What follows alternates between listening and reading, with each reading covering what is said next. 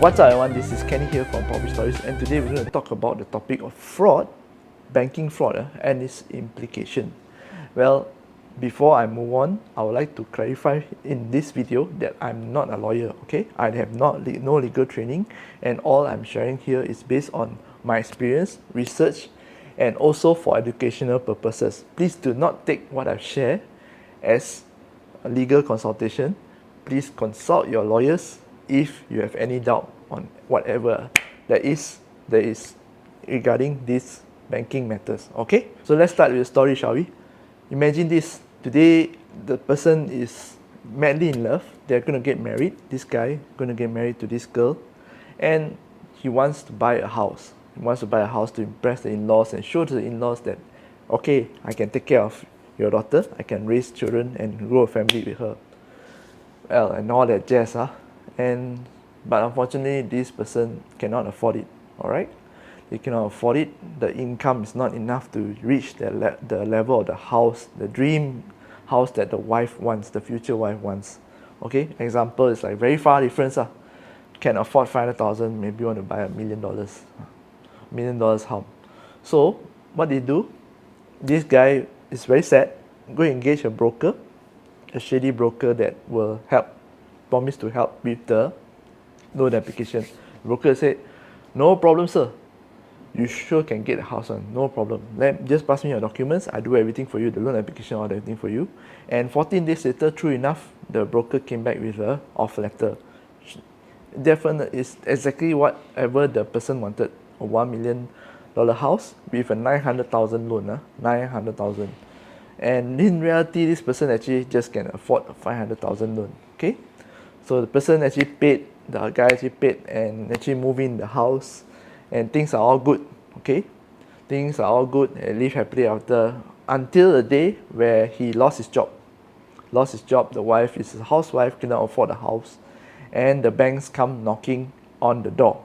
Okay, the banks will come and knocking on the door because he has missed the house repayments for a third consecutive time. Okay, so what happens in this case to the borrower? For every case going to non-performing loan, before the banks actually take action on this, they will start investigating first. Is this a business risk that they need to take? Okay, have the officer, which is people like me, follow the protocol and onboarding this customer on board. All right, so they will open an investigation. Or the borrower sometimes, most of the time, not sometimes, most of the time they will actually try to avoid calls. They will like change their number, they will delay payment, and they will shout at a phone collection officer. Yeah, I understand this is always part of the stress reaction, right? Calm down and go to find people like AKPK before things turn bad. Okay, I repeat again, I repeat this many times in every video. Please go and find AKPK before things turn bad, before things like this, they go into MPL, you find AKPK first and ask them to help you see what you can do with the repayments. Okay, so on back to the video. So come back to the story, right? Now the bank actually find an element of fraud. Okay, what kind of element of fraud? Normally is the documents. Remember the broker that did the documents last time? The broker that promised the loan? Actually, he came out with the offer letter, right? So the customer actually passed the documents to the broker, right? So the bank actually did an investigation and found that the document is all a forged document. Hence, he actually has lost his job now, but he never worked in that company, for example. And the bank actually statement is actually given by and be altered and tampered with. The document is tampered with. All right. For cases like this where it goes to MPL, of course the bank will try many attempts to contact the borrower first, all right, to repay. Banks don't like to auction properties. Remember this, banks don't like to auction properties because it's not their core competency. That's not their business.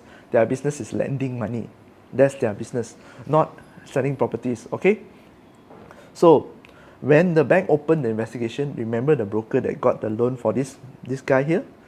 They found that the document is forged. The bank statement is forged. The pay slip is forged.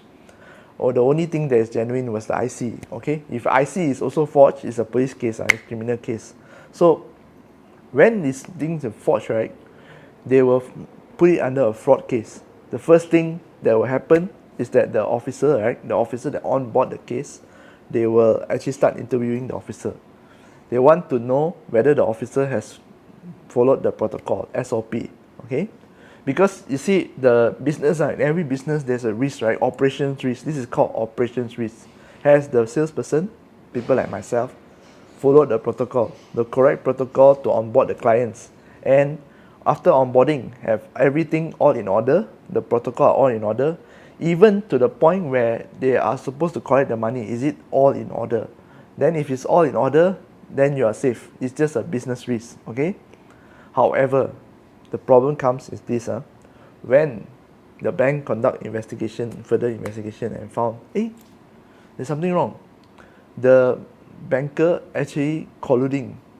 Colluding here means cooperating with the parties outside to defraud the bank. And then the bank will take action. The bank can take a legal action on the staff, on the employee, sue the employee for fraud. And this will be a criminal case, criminal and civil case. Okay, this can be civil case, can be a criminal case. Criminal case is really the worst. Criminal is worse than civil case in penalty. However, the penalty can be jail, can be fine, or both. How long jail, how long fine? Okay, that case is out of banking already. It goes to a civil and a criminal court. Depending on how severe the case, you will be charged. Okay, the officer will be charged, and the officer will have to defend himself, he or herself, in the court. And once this happens, right, this particular bank officer, they will have a record there in their resume. And among banks, they will share the record among banks. And this person can never join any financial institution anymore. For the rest of his or her life. Okay? You cannot work anymore. Basically, you cannot work in a bank at all anymore. Whatever capacity also cannot. Even a janitor in the bank also cannot. Okay? That is how serious this is. So basically, this person is ruined. This person is gone for life. Go in jail. Okay?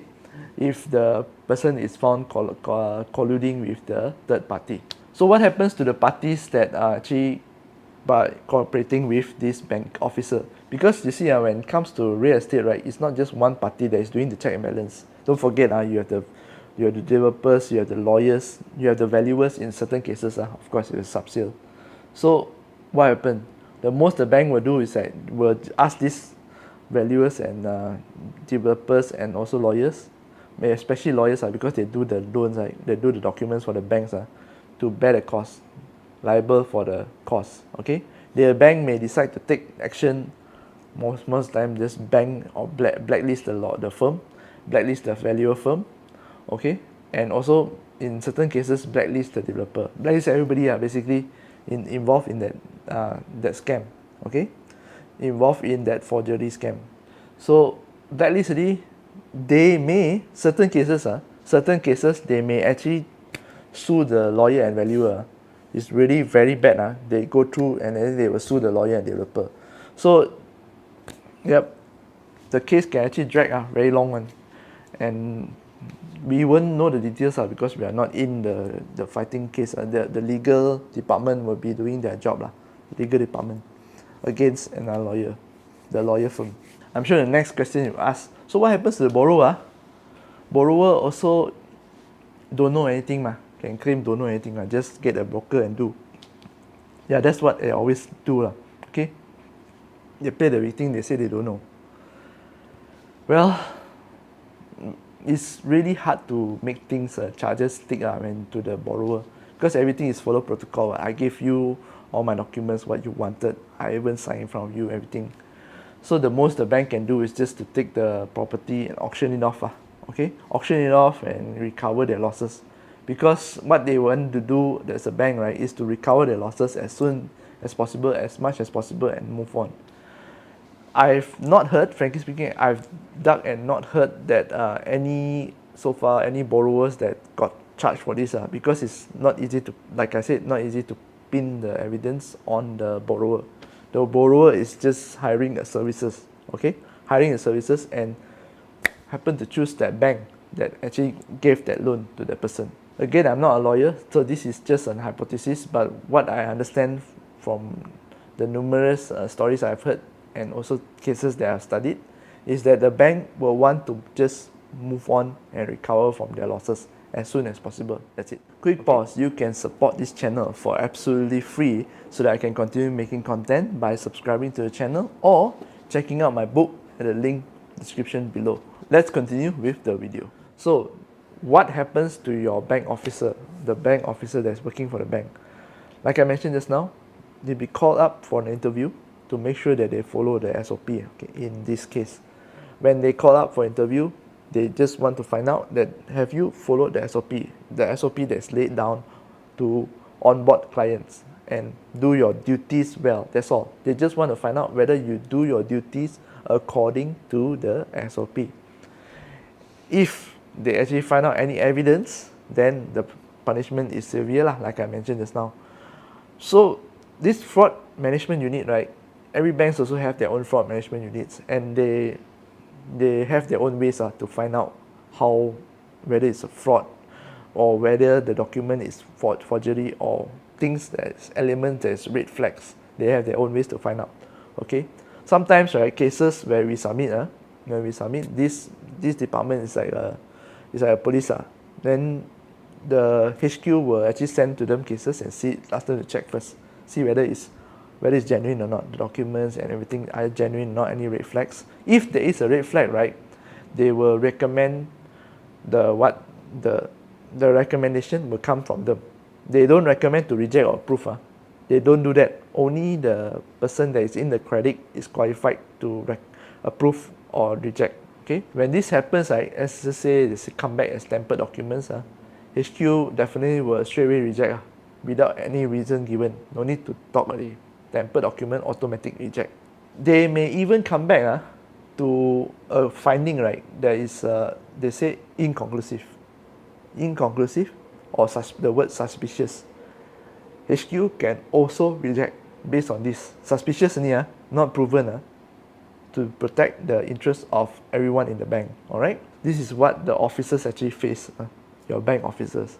Your bank officers that you meet, the bankers that you meet at outside there, at the teller, at everywhere, even apply loan, we are all bound by the same laws, okay? And the law is really has the hands in nearly every operations, everything that we do daily in the bank. Everything it comprises from A to Z, and every single year the law is revised, added, or some things are taken out, added to make it better and safer for everyone, for you and me as consumers and depositors of the bank. And the bank as a trustee for our money to keep safe our money. Okay, so these are some of the laws that we have to abide with. Of course, the first one and very famous is the Financial Services Act 2013. All the bankers don't care whether you're a teller, right up from teller to the CEO, abides by this under this law. BAFIA, the Money Business Services Act, and the Money Lending Act. Okay, there's a lot. Central Bank Act is for central bankers, our regulators. Okay, and there's also other laws that is like Insurance Act also that is also in here. So this act, right, is like very thick, very overarching for do's and don'ts that you can do in the banking industry as a whole. Okay, so Kenny, I heard you're sharing, right, and it's only heavy to the officers and also to the bank and the borrower. That also the borrower seldom get charged. So what is the consequences for me as a new loan applicant? These are a few consequences that you can see. Number one is that you have deposited money in the bank, right? Don't care what bank, because the banks, I don't know if you know this, but the banks actually do lend money to each other. Okay, among banks, they do lend money to each other. So this lending, right, will cause the borrowing cost to increase. So your money, when you lend, right, this suddenly got lend out, then got scammed, that the bank actually had to work harder to recover that amount of money. Okay, that's the one. Number two is that your interest, the interest that is charged on your loan usually will be higher because they have lesser money to lend out. The third one is that your loan is harder to approve. Harder.